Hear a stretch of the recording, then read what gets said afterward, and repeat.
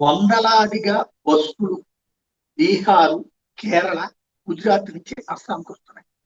మొన్న ఈ మధ్యన అస్సాంలో హిమంత బిశ్వ శర్మ అధికారంలోకి వచ్చాక అస్సామీలు కాని వాళ్ళు, గిరిజనులు కాని వాళ్ళు మతం మారి అక్కడ ఉన్నటువంటి గిరిజనులను పెళ్లి చేసుకున్న వాళ్ళని ఉండనిచ్చాడు. అలా కాకుండా బంగ్లాదేశ్ నుంచి వచ్చేసేసి అస్సాంలో సెటిల్ అయినటువంటి వాళ్ళందరినీ తరిమేశాడు. అది కూలి పనికి వచ్చినా, ఇతర పనికి వచ్చినా, ఏ పనికి వచ్చినా సరే. అలాంటి వాళ్ళందరికీ నిజంగా అక్కడ ఓటు హక్కు ఉంది.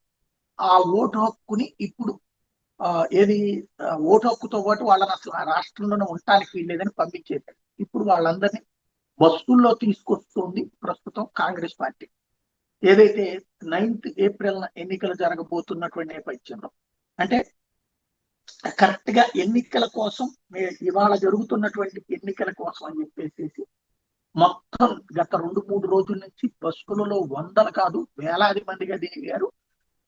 మొహమ్మద్ అలీ హుస్సేన్, మహమ్మద్ అనే పేరుతో, అలీ అనే పేరుతో, హుస్సేన్ అనే పేరుతో, బేగం అనే పేరుతో, ఖతూన్ అనే పేరుతో ఉన్నటువంటి వాళ్ళే అస్సామీలుగా అక్కడ రిజిస్టర్ కావడం, వాళ్ళందరూ ఇప్పుడు అక్కడికి రావడం అన్నటువంటిది కీలకం.